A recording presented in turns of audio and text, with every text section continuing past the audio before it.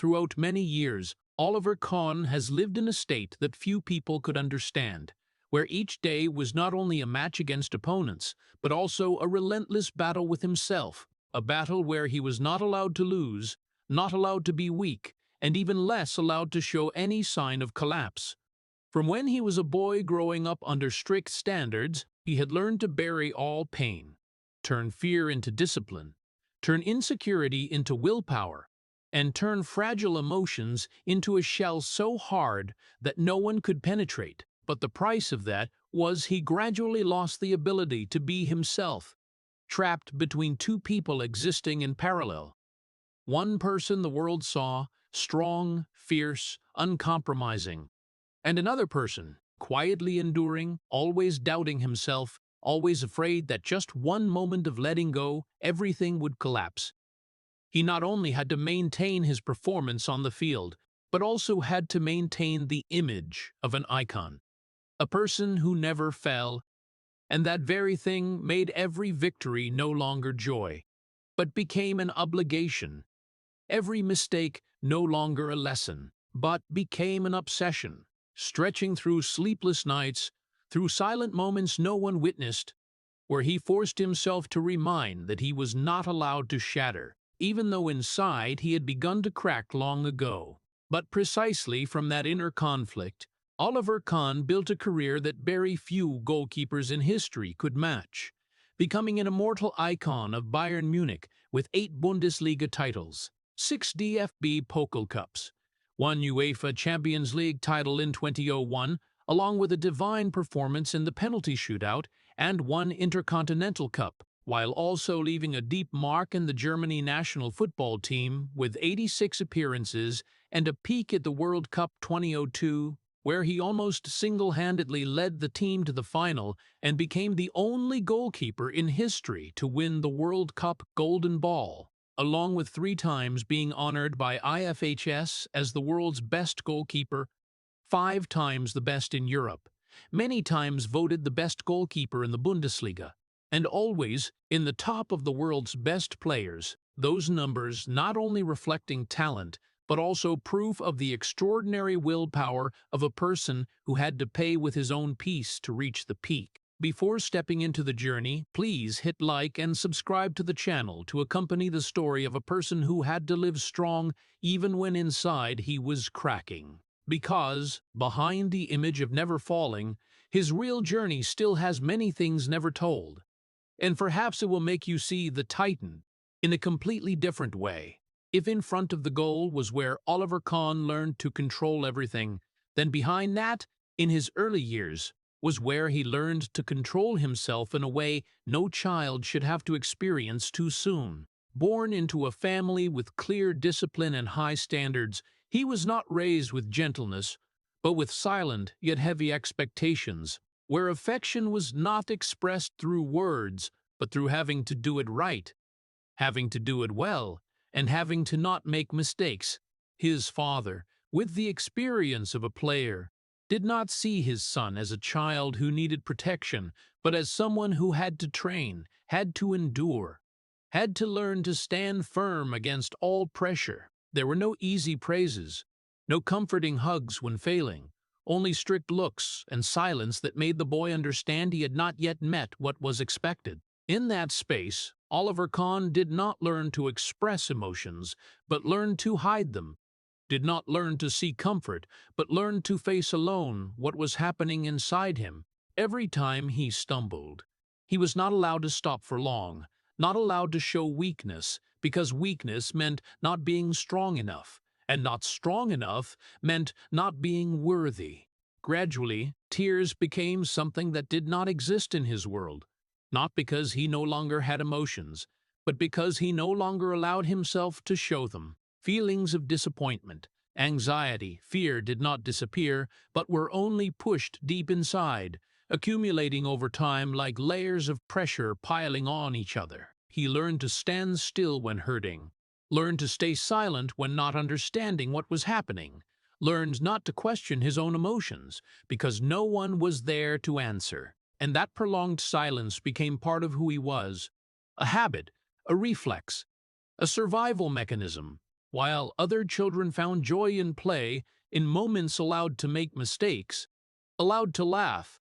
For Kahn, everything carried a more serious meaning. Football was not just a game, but the only place he could prove his worth, where every effort could be seen clearly, where he could control the outcome through focus and discipline. But precisely because of that, every mistake on the field carried a different weight, not just an unsuccessful situation, but evidence that he was not good enough yet. He began setting ever higher standards for himself, not because anyone demanded it, but because the fear inside did not allow him to stop.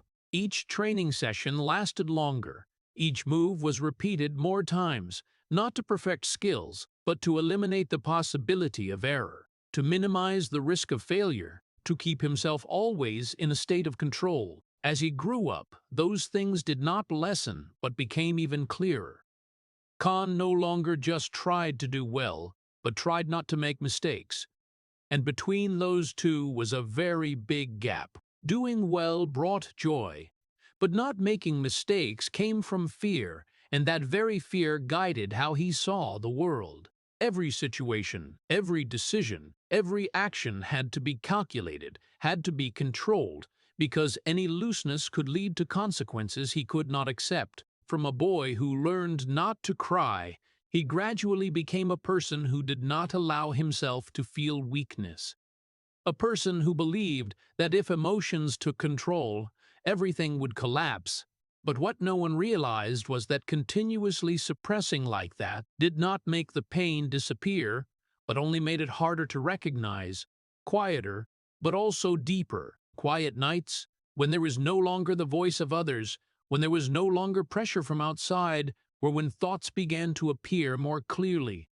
Questions he had never dared to face, emotions he had never learned to handle. There was no one to share with, no one to understand, only himself and thoughts that could not stop. And in those moments, he had no other choice but to continue pushing them down, continue staying silent, continue building another layer of shell to shield. Precisely from those years, the image of a strong person began to form, not from natural confidence, but from the need to survive in an environment that did not allow weakness. That was not strength coming from comfort with himself, but strength built from pressure, from fear, from always having to prove he was worthy. And when he stepped out into the outside world, when he began his professional journey, what Kahn carried was not only skills, but an entire inner control system that had been trained since he was very young. A system that helped him stand firm against all challenges, but also something that never allowed him to truly rest, never truly let go. The two people inside him began to exist more clearly, though not yet named. One strong person, uncompromising, always standing firm against all pressure. And another person, silent, tired, always having to endure without the chance to release. And as time passed, as demands grew higher, as expectations grew larger, the gap between those two people did not narrow, but grew longer, creating a life where outside was absolute control, while inside was a war that never ended. Stepping out of the childhood years that had shaped how he saw the world, Oliver Kahn did not enter professional football like a dream, but like an obligation to fulfill, a path with no turning back, where everything he carried was not the innocence of youth but a need to prove he was worthy to exist in that harsh environment. The early days at Karlsruhe were not a story of talent exploding, but a long chain of observation, of waiting for opportunities and of training sessions stretching to the point the body was tired, but the mind still did not allow stopping. He did not believe in luck, did not believe in inspiration, but believed in repetition, control, and eliminating errors to the maximum. Each ball catch was not just a technical move, but a test, a self-assessment of whether he was good enough yet, and the answer was almost always not yet. When the opportunity came, it did not bring relief, but greater pressure, because once seen, he knew he was no longer allowed to disappear, no longer allowed to make mistakes like a newcomer. The first matches were not where he expressed himself freely, but where he tried not to make mistakes, tried to keep everything under control, tried to prove he could stand firm at this level. And that very approach, though harsh, helped him gradually build his position, not through explosion, but through stability, through becoming someone the coach could trust would not let everything collapse. In 1994, when he joined Bayern Munich, everything changed, not only in scale, but also in the level of expectation.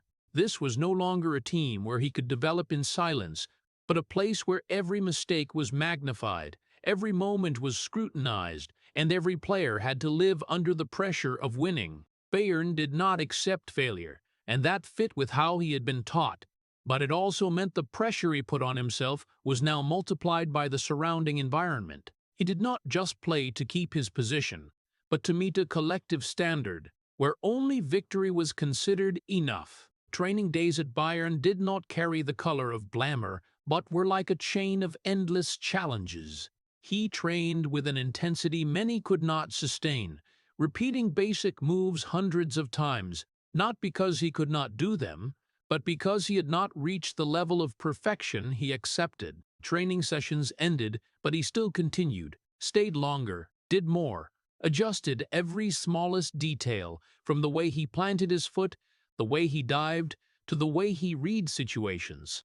No one asked him to do that, but he did not know how to do otherwise, because in his mind, if there was still room for improvement that he had not done, then that was a form of failure. That harshness quickly produced results. He became one of the most reliable goalkeepers of the team, a person who not only had good reflexes, but also had the ability to organize the defense, control space, and most importantly, bring a sense of safety to those standing in front. But along with that was a tension that never left. Each match was no longer an opportunity, but a test. Each ball no longer a situation, but a potential danger. He did not allow himself to relax, did not allow himself to lose focus, because he knew that just one moment of distraction, everything he had built could be broken. The initial successes came to him not with relief, but with a new burden. When you had proven you could do well, expectations did not stop there, but continued to rise. One good match became the standard. One small mistake became unacceptable. He began to feel more clearly that the path he was on had no resting point, no place to stop and breathe, only to move forward or be left behind. And in that world, he chose to move forward, even if it cost him fatigue no one saw. The more victories he gained, the more he felt the pressure to maintain the image he had created. The Titan was not a title awarded, but a role he had to live with every day, a role that did not allow mistakes, did not allow wavering. He began to react more strongly on the field, not only with himself but with teammates, demanding they reach the same level of focus, the same standard he imposed on himself. The shouts, the fierce gestures were not just anger, but manifestations of a deep fear that if any link weakened, the whole system would collapse. But what no one realized was that, while the outside image became increasingly strong, stable, almost unshakable, inside, that tension was accumulating, thickening with each match, each season. He had no mechanism to release, no space to let go, because everything inside him had been programmed to control, to endure, to continue. And precisely because of that, each victory did not bring relief, but only confirmed that he had to continue at that level, had to maintain, had to not be allowed to drop, had to always be at the highest state. A life built to never fail began to form more clearly, but with it came a truth he was not ready to face, that no system could maintain perfection forever, and no person could live in a state of absolute control without paying a price. And while he continued to advance, continued to win, continued to consolidate his image as an unbreakable icon, somewhere inside, the first cracks had begun to appear.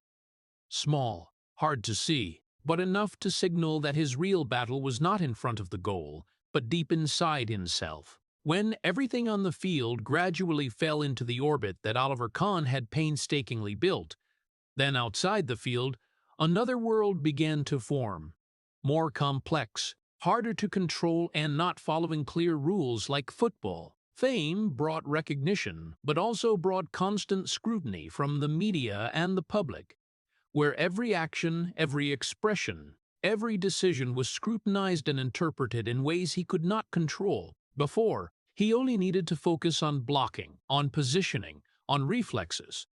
But now he had to face an invisible pressure, without a specific shape, but always present, following him in every training session, every match, and even when leaving the stadium. Newspapers no longer only talked about expertise, but began to delve into his person, into his personality, into the way he reacted, into moments that before no one noticed. Every time he showed anger on the field, something he always saw as part of focus and discipline was perceived as a sign of hot temper, of an uncontrollable personality. The image of the Titan gradually took shape not only by saving shots, but also by the way he shouted, the way he demanded, the way he did not accept any looseness from himself and from others. And when an image was created, it no longer belonged to him, but to the way the world perceived him. Meanwhile, his personal life had no clear rules like on the field. Marriage, relationships, responsibilities outside football could not be handled with absolute control or by repeating to perfect. But he did not know how to approach them differently. What he learned from a young age, the way he existed, the way he faced problems, all were based on control, suppression, and continuing to move forward. When facing difficulties in his private life, he did not share, did not seek help, but chose silence, like the way he had done when he was a child. His marriage began to show cracks that no one outside could see clearly. The distances did not come from a specific event, but from a lack of connection, from not being able to share what was happening inside. He devoted most of his energy to football, to maintaining his image and performance, and the rest, if any, was not enough to nurture a relationship that needed presence, listening, and softness. Those things were not in the system he had built for himself, and when the needs of personal life were not met, imbalance began to appear, quietly but increasingly clear. On one side, he was the symbol of stability, of strength, of a person who never let things get out of control. On the other side, he began to feel that some things were slipping from his hands, not because he did not try, but because they could not be controlled in the way he was familiar with. The difference between those two worlds grew larger, and he had no way to connect them. He could not bring softness onto the field, and he could not bring the hardness of the field into personal life without causing damage.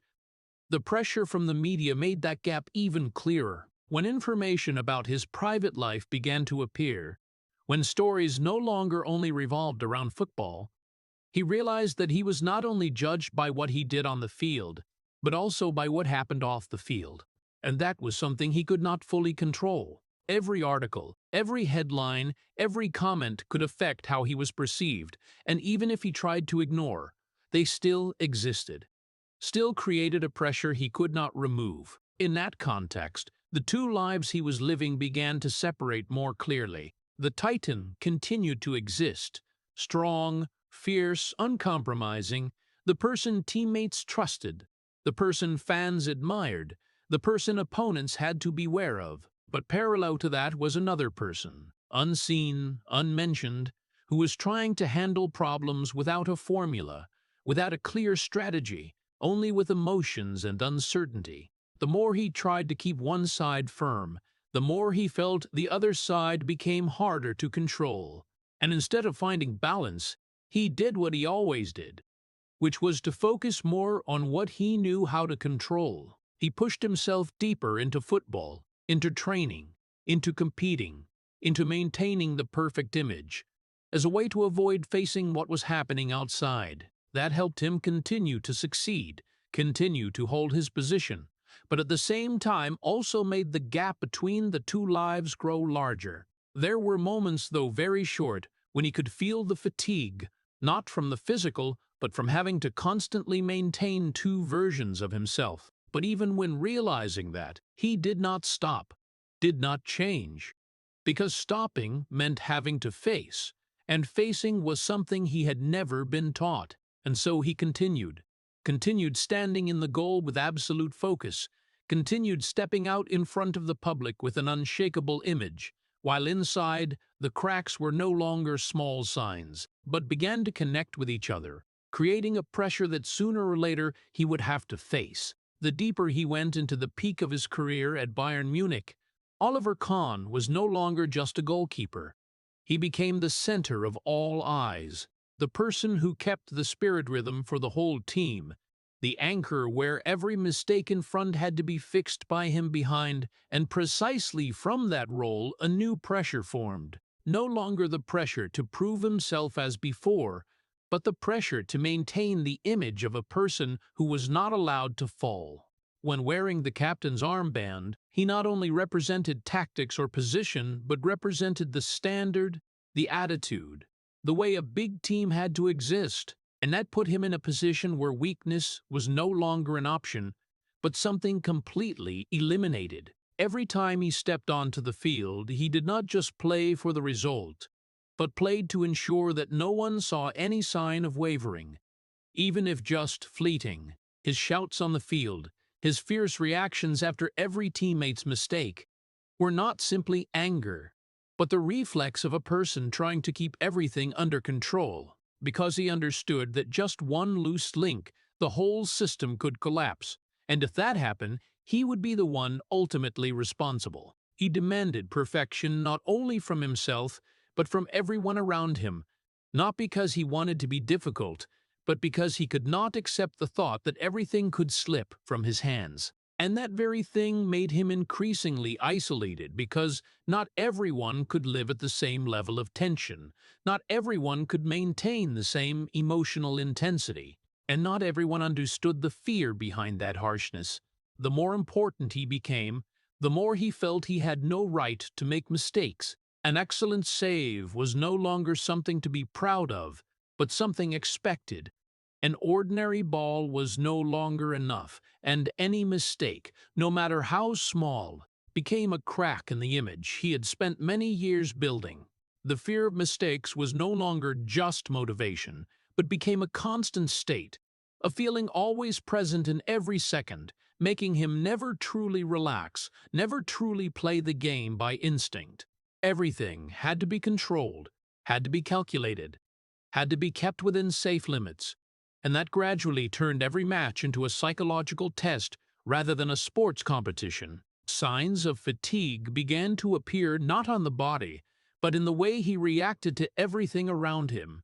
There were days he trained more than necessary, not because of team requirements, but because he himself could not stop. There were nights when sleep did not come easily, not because of physical pain, but because the mind continued to analyze, continued to repeat situations that had happened, looking for errors that others might not notice, but he could not overlook. There were moments when focus became excessive, to the point everything outside the field seemed no longer to exist, as if his life had narrowed down to only one space, where he could control, where he felt safe. But that very narrowing made the rest of life become unfamiliar. Relationships, everyday moments, things that could not be measured or controlled, were gradually pushed away, not because he did not care, but because he did not know how to make room for them in a system where everything had to be clear, had to have structure, had to have goals. He became stronger on the field, but more distant in life,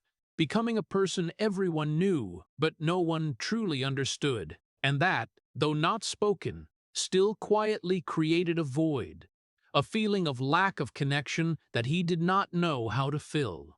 The outside image continued to be reinforced through each match, each title, each moment he stood firm under pressure, and to the world he was the embodiment of perseverance, of willpower, of a person who never gave up.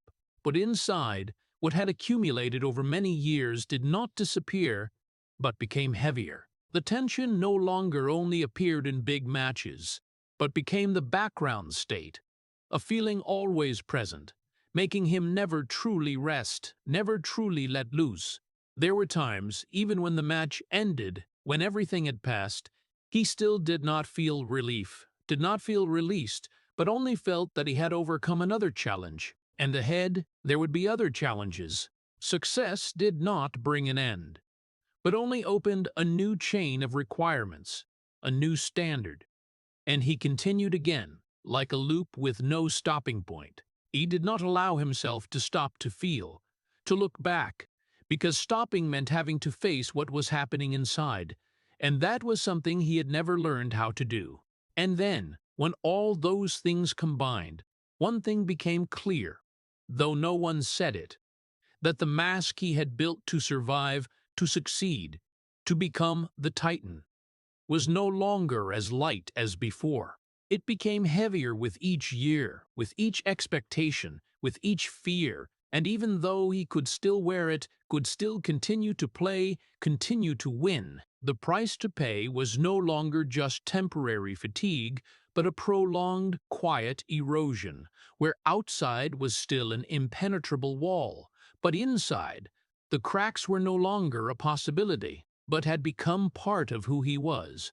The cracks that had quietly formed inside over many years finally found a way to show on the outside, not through a big collapse on the grass field, but through personal life, where Oliver Kahn could no longer control everything in the way he was familiar with. When the private life scandal was exposed to the public, the image he had built with discipline and perfection began to be questioned.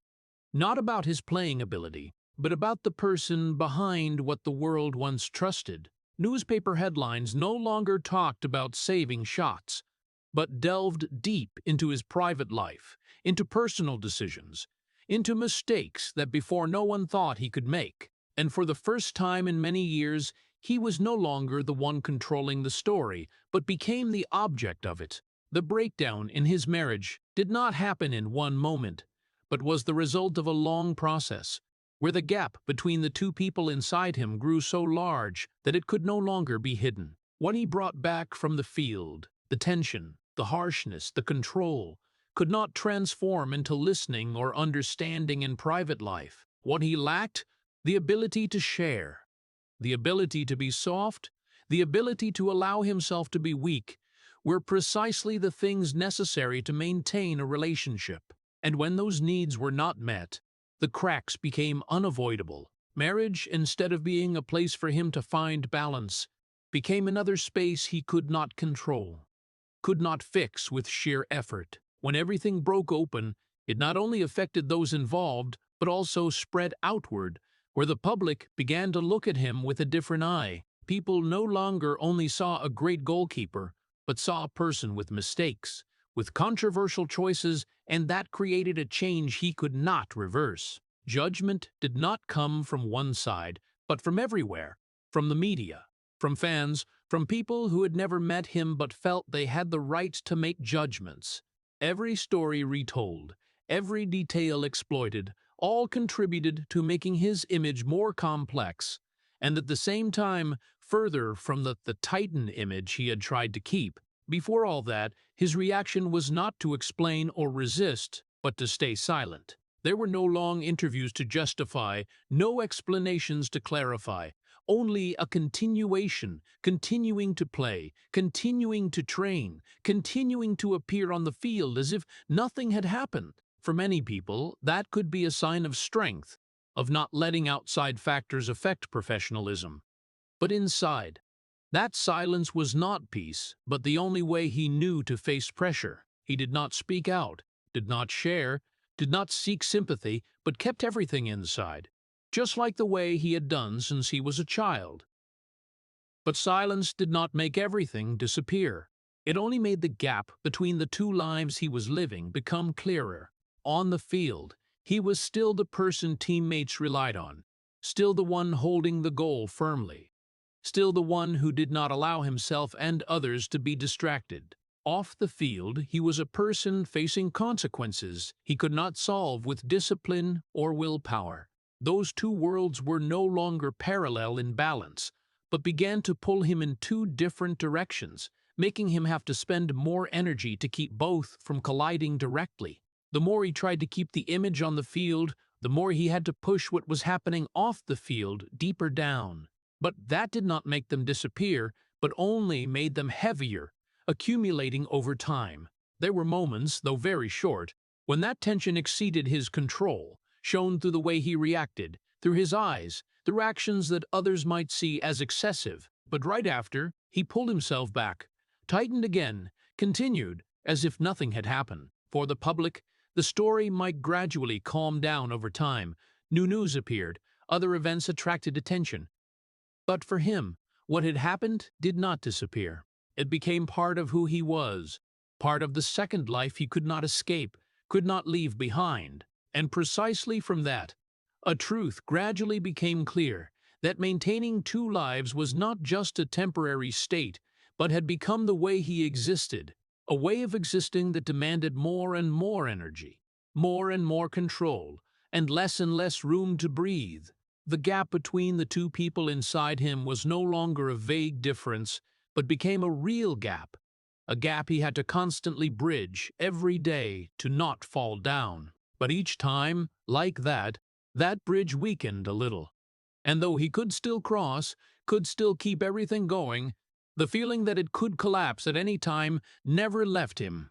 And while the world still saw a person who never fell, inside, he was fighting not to win, but to keep himself from breaking apart. The silence that Oliver Kahn chose did not stop at the way he faced the media or personal incidents, but gradually spread into the way he existed in the very collective he led.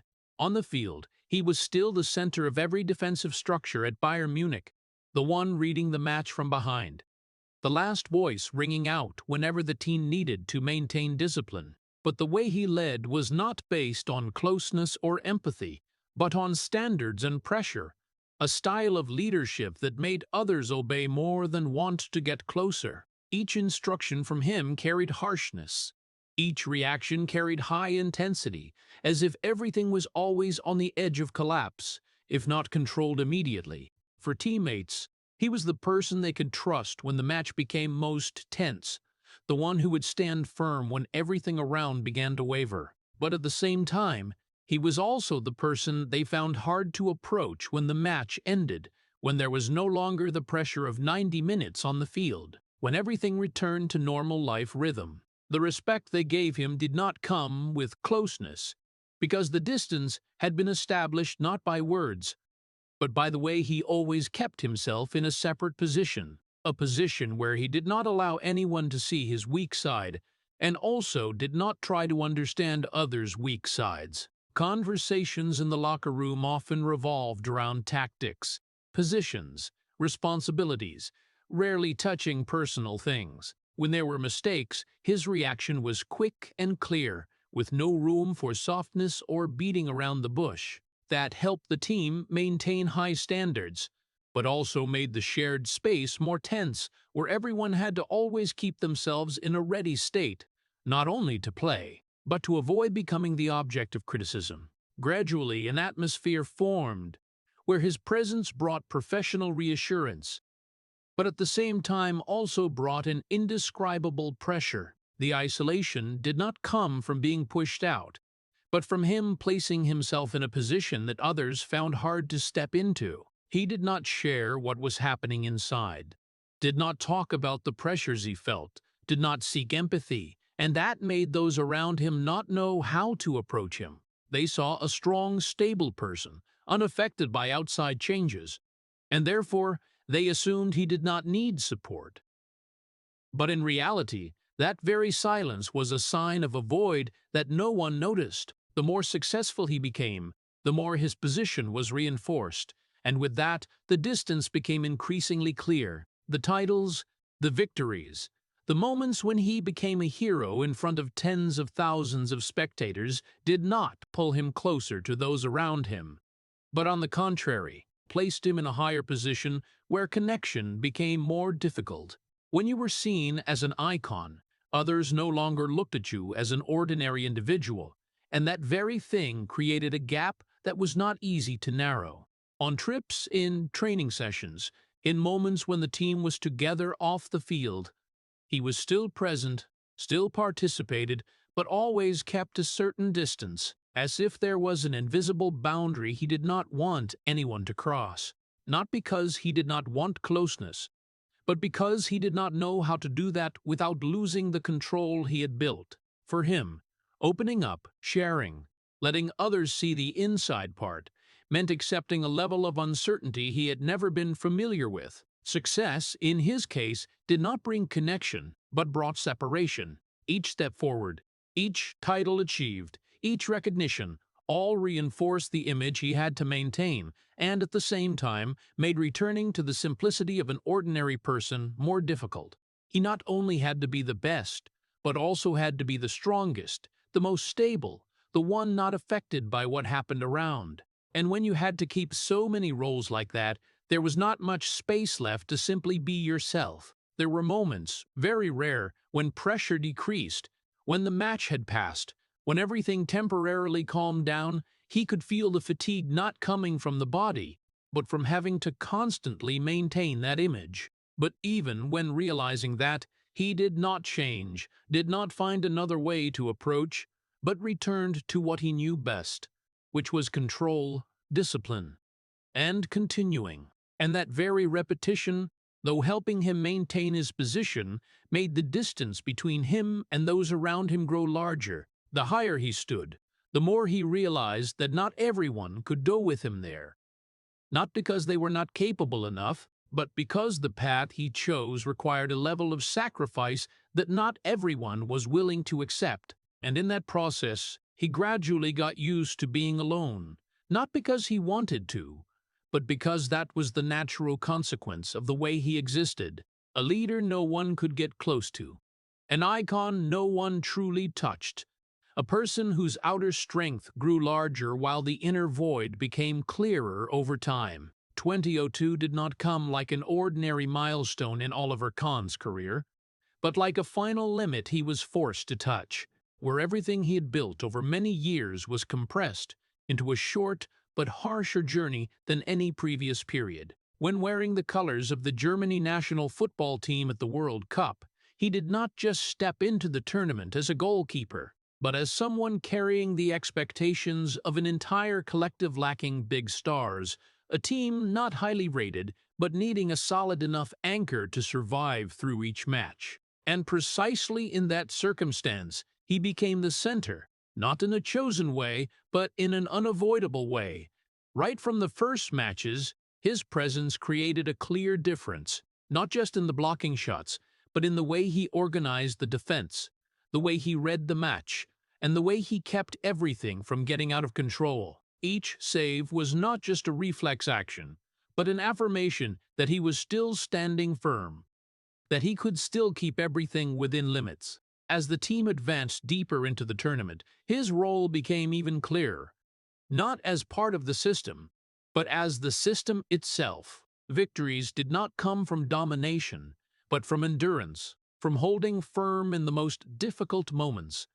And in each of those moments, he was the one standing at the last line, the one not allowed to make mistakes. But precisely the need to hold firm continuously like that made the pressure he faced reach an unprecedented level.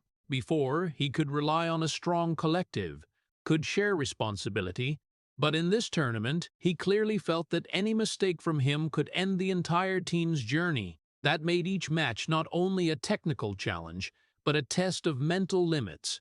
He no longer played with naturalness, but with tension maintained at the highest level, where every movement had to be precise, every decision had to be correct, and every moment of distraction could lead to irreparable consequences. His body began to send signals of fatigue, but his mind did not allow him to stop.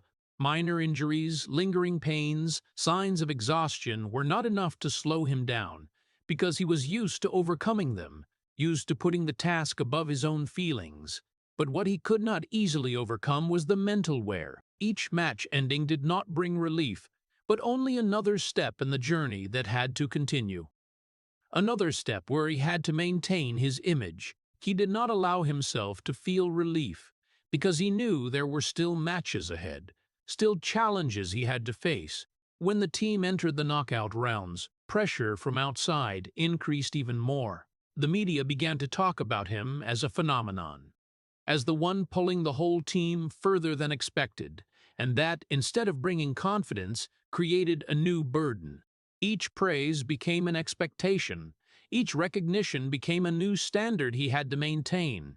He no longer just played to win, but to not shatter the trust others placed in him. And in that state, he continued to stand firm, continued to block, continued to keep everything from getting out of control. But the closer he got to the final match, the clearer the fatigue became, not in what others could see, but in what he felt inside. Focus was no longer a natural state, but a continuous effort, a forcing of himself to keep everything at the highest level, even though body and mind had begun to reach their limits. He did not allow himself to think about stopping, did not allow himself to think about what had been achieved, only focused on the one thing he knew, which was to continue. By that point, his image had reached a level very few could touch.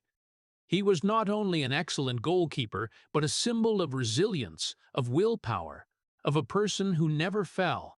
But what no one saw was the price he had to pay to maintain that image. Each save was a time he pushed himself further beyond limits. Each match was a time he expended another part of energy that could not be recovered immediately. He was not only playing against opponents, but against his own body and mind, trying to keep everything from collapsing while everything inside had begun to shake. Throughout that tournament, he had given everything, kept nothing back, did not give himself any space to rest or think. He played as if there was nothing behind, as if his entire career, his entire self was put into each match, each moment, and that very thing had brought him to a position the world had to recognize, not just as a player, but as a symbol of perseverance. But at the same time, it also brought him closer to his own limits, a limit he had tried to avoid for many years. But now, he could no longer keep the distance as before. And then, after all that had been compressed throughout that journey, the moment Oliver Kahn had tried to avoid throughout his career finally appeared, not noisy, not announced, only coming as a short second, but enough to change forever the way he saw himself. The 2002 World Cup final, where all eyes were focused on him, where what he had done before made him the greatest hope of the Germany national football team, was also the place he had to face what he had always feared most, a moment he could not control. Throughout the tournament, he had held everything firm, had blocked seemingly impossible shots, had kept the team standing against stronger opponents, but in one single situation, when the ball slipped from his hands after Ronaldo Nazario's shot, everything he had tried to keep under control for many years seemed to slip away in an instant. That was not just a technical mistake, but the breaking of a belief he had built since he was very young. The belief that if he was focused enough, disciplined enough, in control enough, he could prevent everything. But in that moment, he realized that there were things beyond human ability, that no system was perfect enough to completely eliminate mistakes, and that did not only happen on the field, but also reflected the life he had lived. When the ball crossed the line, there was no shout, no fierce reaction as people usually saw in him, only a short silence, where he stood there, watching it, as if trying to understand what had just happened, as if facing a truth he had never accepted. After the match, his image was no longer an impenetrable wall, but a person standing in the middle of the field, silent, not trying to explain, not trying to blame, not trying to hide. Failure did not only come from the score, but from not being able to do what he always believed he had to do, keeping everything from collapsing. And what was even more painful was that he could not go back to fix it. There was no second chance for that moment, no way to control again what had happened. That was something he had never really experienced at this level, a helplessness that could not be overcome with effort or discipline.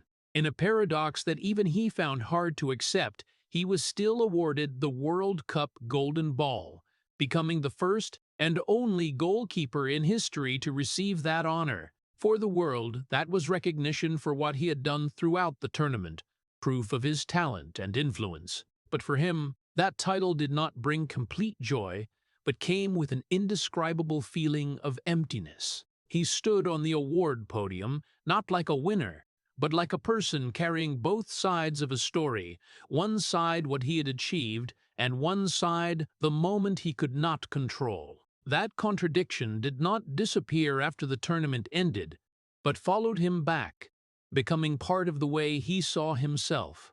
Before, he believed he could reach a near-perfect state if he tried hard enough, disciplined enough. But now he had to face a different reality, that even at the peak, even when prepared most thoroughly, mistakes could still happen.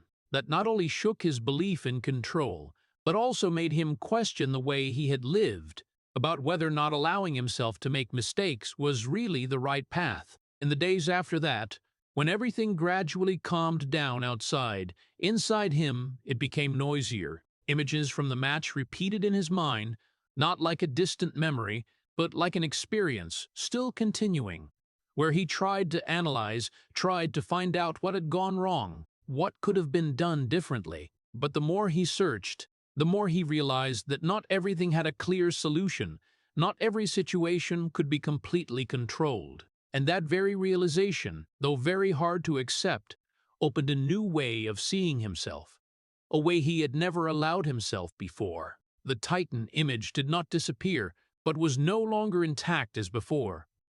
It was no longer a symbol of absolute invincibility, but became an image with cracks, signs of the person behind. For many people, he was still a legend, a great goalkeeper, but for himself, that event had changed the way he understood himself.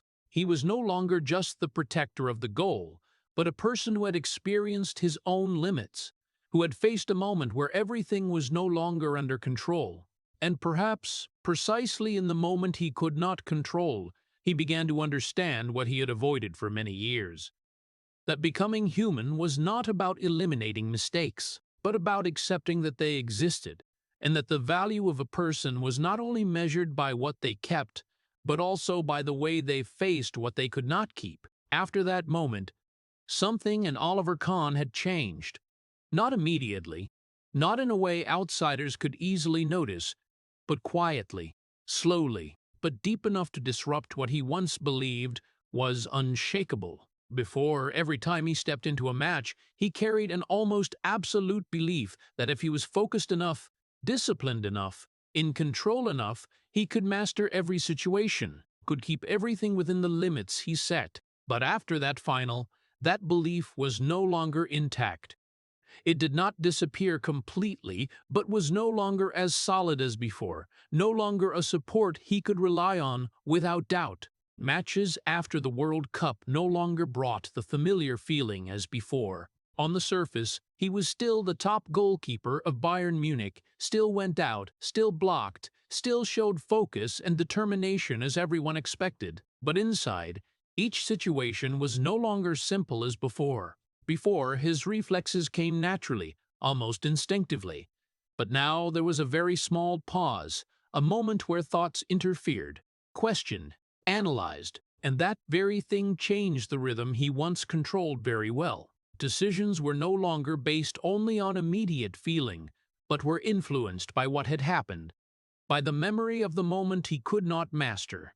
Belief in himself, which he had built over many years, began to show cracks. It was not complete loss of confidence, but the appearance of doubt, a strange feeling for a person who had always been certain about his ability.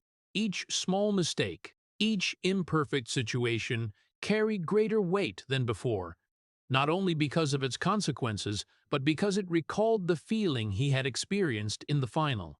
He no longer just corrected and continued, but carried what had happened, letting it affect the way he saw himself. Pressure did not decrease after the tournament, but in some way even increased. His success at the World Cup had raised him to a higher position in the public's eyes, and that meant everyone expected him to continue at that level, even higher. But maintaining a standard had become more difficult when the inner foundation was no longer as solid as before. He not only had to face expectations from outside, but also the inner change, where certainty had been replaced by a feeling of instability he did not know how to handle. The tension began to affect performance more clearly, not in an easily visible way, not continuous mistakes, but a change in the way he played. There were situations that before he would handle decisively, now became more hesitant. There were balls that he once rushed out without thinking. Now he considered more, and that very consideration, though only in an instant, was enough to change the outcome. His body still reacted, but his mind was no longer completely in sync, and that created a rhythm mismatch that only those involved could clearly feel. Training sessions were no longer where he found certainty, but became where he tried to regain the lost feeling. He trained more, trained harder, repeated basic moves hoping to find the naturalness he once had. But the more he tried, the more he realized that some things could not be restored just by effort, that the problem was not in technique, but in the way he felt about himself. And that was something he had never faced before, a problem with no clear solution, no specific method to solve. His playing mentality changed in a way no one could clearly see from outside. He still kept the strong image, still reacted fiercely when needed, still demanded teammates reach the highest standard, but inside, the way he experienced the match had changed. Instead of only focusing on the present, part of his mind was always pulled back to the past, to the moment he could not control, and that made each match heavier, no longer a chain of situations to handle, but a chain of opportunities to prove that he could still do it. With the more he tried to prove, the more he felt the gap between what he wanted and what he felt become larger. There were matches he played well, even excellently, but the feeling of satisfaction did not come as before. There were victories, but they did not bring relief, only brought something temporary, as if he was keeping everything for a short time before facing the next challenge. And that made him never really feel relieved, never really rest. That change did not immediately make him a worse player, but it changed the foundation he relied on. Before, he relied on absolute certainty, on unwavering belief. But now he had to play with a part of doubt always existing, a part of himself he could not completely eliminate, and that very thing made everything more difficult. Not because he no longer had ability, but because he no longer felt about that ability in the way he once had. After all, the clearest thing was not the technical decline, but the change in the way he saw himself. He was no longer the person who believed he could control everything, but became a person who understood that there were limits that no matter how hard he tried, he could not completely overcome. And that very understanding, though bringing a more realistic view, came with a quiet sadness, a feeling that what he had relied on throughout his life was no longer intact as before. Those quiet changes in the way he felt the match gradually led to something Oliver Kahn had never really faced before, which was the position he always saw as irreplaceable beginning to waver, not because he suddenly became worse, but because football, like life, did not wait for anyone, and there were always others ready to step up when the time came. In the Germany national football team, the emergence and stability of Jens Lehmann was no longer a backup option, but became a real choice, a replacement that the coaching staff began to consider seriously. That did not happen in one single moment, but was the result of many factors, from form, from tactics, and from the team's need for change. But for Kahn, it carried a different meaning, deeper and harder to accept. For the first time in many years, he no longer stepped into each match with the certainty that his position was irreplaceable. Competition was no longer pure motivation to improve, but became a real threat, something that could take away what he had built throughout his career. Training sessions were no longer just where he perfected skills, but became where he had to prove he was still worthy, that he was still the best choice, that what had happened did not define him. But the more he tried, the more he realized that there were factors no longer completely under his control, decisions made not only based on personal ability, but also on calculations he could not influence. When the decision was made, when he was no longer the number one choice for the team in important matches, that feeling was not like any failure he had experienced on the field. This was not a mistake that could be fixed, not a match that could be replayed, but a change in role, a shift he could not reverse just by personal effort. Sitting out, watching others stand in the position he once held, was a completely different experience, an experience he was not prepared for, not taught how to face.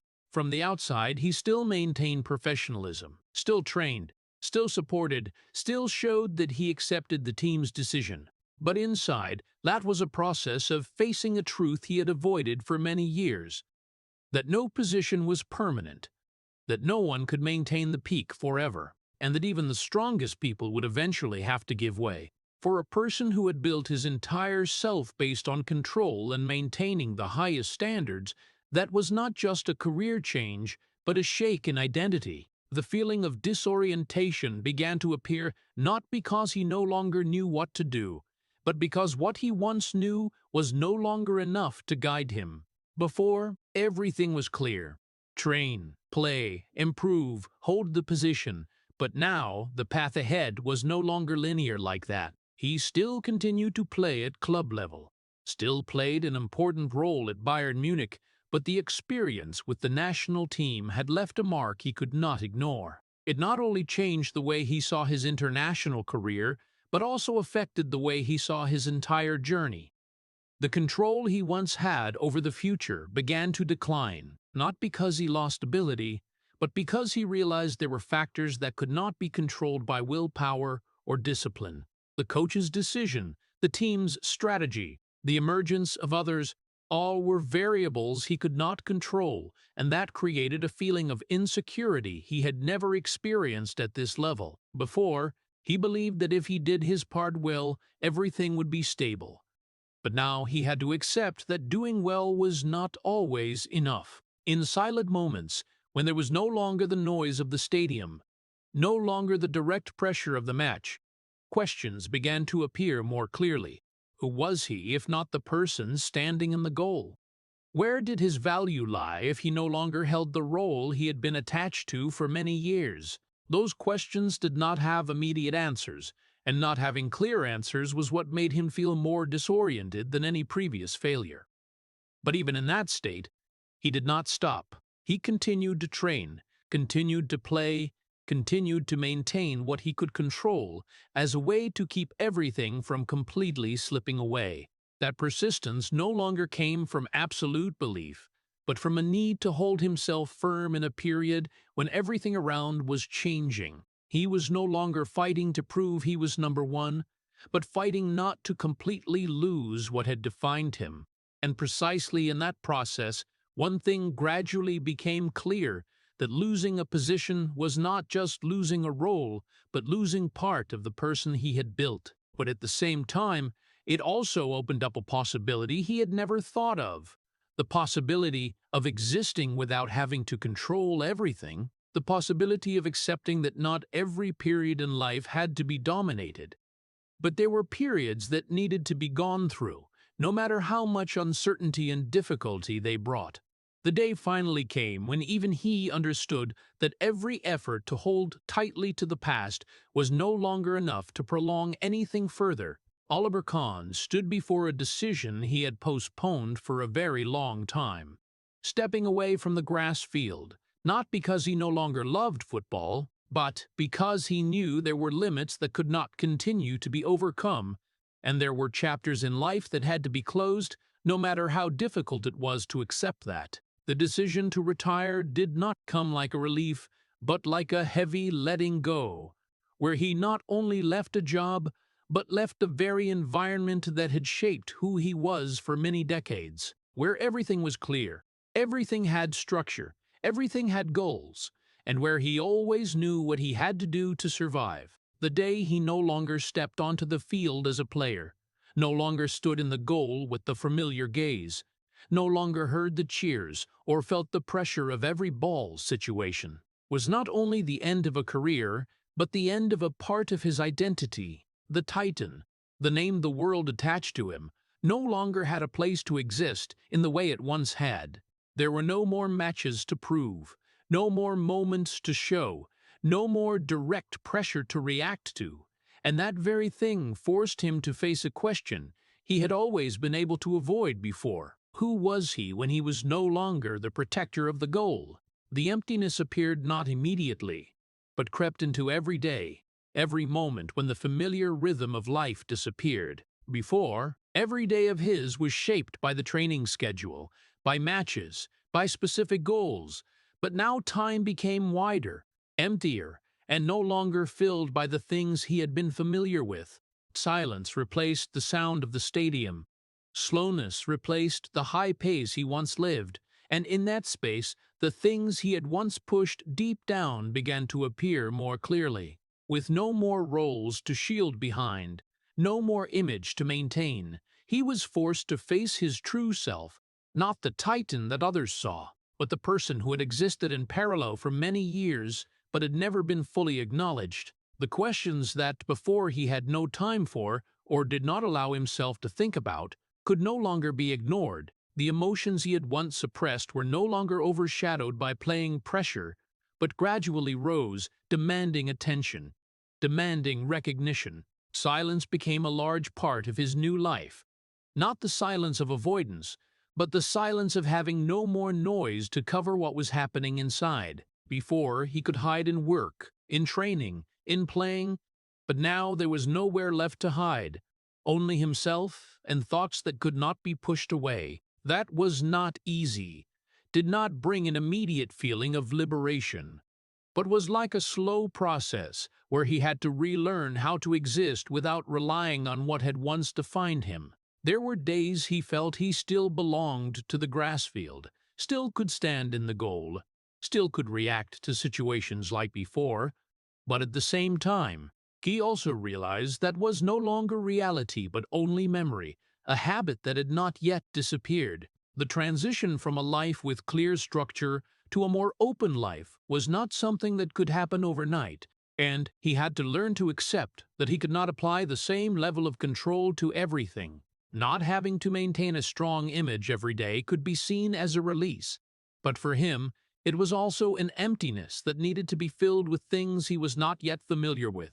With no more strict standards from outside, he had to define standards for himself in a completely different context. With no more clear goals, he had to find new meaning for what he did. And in that process, he gradually realized that becoming a person not tied to a specific role was much more difficult than becoming the best in a defined role. The years after leaving the grass field did not bring immediate peace, but were a journey of adjustment where he had to learn to live with uncertainty, with not always having answers, with accepting that there were parts of life that could not be controlled in the way he was used to. But precisely in that silence, in that emptiness, something gradually formed, not a new image to replace the Titan, but a person who no longer needed to hide what he had once tried to hide. A person who began to understand that his value was not only in what he had done on the field, but also in the way he continued to exist when the lights had gone out. Stepping away from the grass field did not mean Oliver Kahn's life stopped. But the harder thing was that he had to start again in a world where the familiar rules no longer existed, where football, the thing that had defined every day, every decision, every emotion of his, was no longer the center. He stepped into new roles, from expert analyst commentator to business and management activities, fields where his experience brought value, but could not completely replace the feeling of control he once had in the goal. The early days seemed like a reasonable transition. He still appeared in front of the public, still talked about football, still stayed close to the environment he understood. Well, but the deeper he went, the more he realized that being close did not mean belonging. In this new world, there were no training sessions to measure progress, no matches to clearly determine right and wrong, no moments where everything was decided in a few seconds and could be felt immediately. Instead, there were longer, more complex processes, where results did not always match effort, where control was limited by many factors beyond reach. That made him feel loss in a way he had never experienced, not because he lacked ability, but because this environment did not respond in the way he was used to. He no longer knew for sure that if he did it right, everything would happen as desired. Lacking the familiar structure, time became harder to shape. Before, every day of his had clear goals, every action aimed at a specific result. But now he had to rebuild those things himself, had to create rhythm for his own life. This was not easy for a person who was used to everything being arranged, being controlled, being optimized. There were periods when he did not know what to do with himself, not because there was no work, but because there was no sense of urgency, no direct pressure forcing him to act immediately. Even though the environment changed, the control habit still followed him, like a reflex deeply ingrained in the way he existed. In the new roles, he still approached everything with harshness, with the need to understand every detail clearly, with the desire to optimize every process. He set high standards not only for himself, but also for those around him, just like the way he had done on the grass field. But not everyone operated that way. Not every system could meet the level of control he wanted, and that created conflicts, disagreements that he had to learn to handle in different ways. There were times when he realized that applying the same method to every field did not bring the expected results. What had once helped him succeed in football was not always suitable in the new environment, and adjusting was not something he was familiar with. He had to learn to accept that not everything could be controlled at an absolute level, that there were factors that needed to be left natural, needed to develop in their own way. But accepting that did not come easily, but was a process where he had to continuously face new limits. In that process, a different feeling gradually appeared, the feeling of disconnection from himself. With no more goalkeeper role, no more identity tied to the goal, he had to redefine himself in a completely different context. What he once was did not disappear, but was no longer enough to describe the person he was now. And when he had not yet found a new definition, he was in a state of limbo, not completely belonging to the past, but also not yet fully adapted to the present.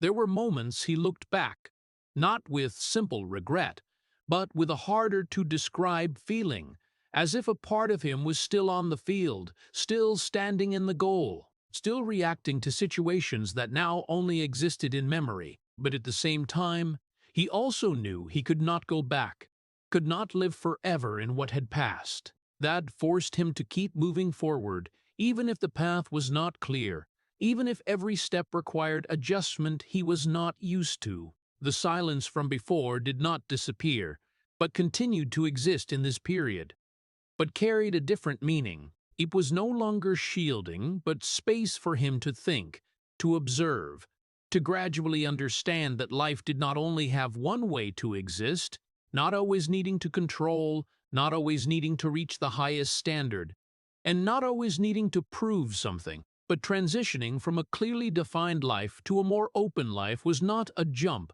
but a long journey with many uncertain moments, many trials and errors.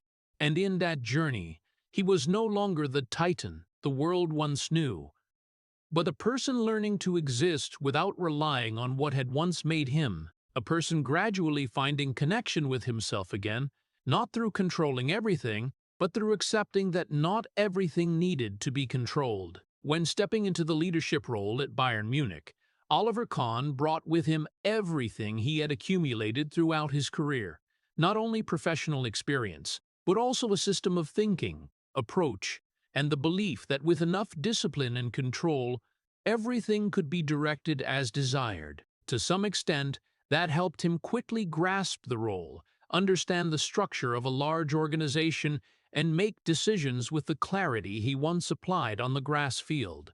But very quickly, he realized that this environment operated under a different logic, where everything did not only depend on one individual, did not only rely on effort or focus, but was also dominated by many more complex factors, from people, relationships, to different interests and viewpoints. Conflicts began to appear not because he lacked competence, but because his approach was not always suitable for the new context. The straightforwardness, the harshness, and the high need for control that he brought into the leadership environment created conflicts with those around him, people who did not operate under the same standards or did not see problems in the same way. While he sought clarity, consistency, and efficiency, reality demanded flexibility, compromise, and the ability to accept imperfection. That was not easy for a person who had spent his whole life eliminating errors and maintaining the highest standards. Pressure in the new role did not come from ball situations or direct results, but from long-term decisions, choices without clear answers, and consequences that could not be measured immediately. He could no longer rely on reflexes, on instincts trained through thousands of hours of practice, but had to face situations with no precedent, no formula. That made him feel like he was in a match where the rules were not clearly defined, where control became much more difficult than any situation he had experienced on the field. When results did not meet expectations, when decisions were questioned, pressure from outside and inside the organization gradually increased. What he once saw as strengths, decisiveness, intolerance of mistakes, now became the cause of disagreements. And in an environment where consensus and coordination played an important role, maintaining too rigid an approach put him increasingly in a difficult position. Discussions became more tense, gaps in perspectives became clearer, and gradually, he realized he could not impose the same system on a diverse collective as he had once done with himself. The decision to be fired did not come as a sudden shock, but as a result that had been signaled beforehand, an ending point of a process he had sensed but could not completely change. When it happened, the feeling was not like what he had experienced in his playing career. This was not a loss, not a mistake that could be fixed in the next match, but an end in a role he had tried to adapt to. And once again, he had to face the feeling of losing control, not because he did not try, but because the deciding factors were not completely in his hands. That experience recalled what he had once felt after the World Cup, when he realized that not everything could be controlled, that there were limits willpower could not overcome. But this time, that feeling appeared in a different context, when he was no longer a player who could return to the field to fix mistakes, but a person who had to face consequences in an environment with no clear second chance. That forced him to stop, not because he wanted to, but because circumstances did not allow him to continue in the old way. In the silence after that, with no more stadium noise, no more pressure from matches or daily decisions, he began to look back not only at the recent period, but at his entire journey. What he once saw as unchangeable principles began to be questioned again, not to deny, but to understand their limits more clearly.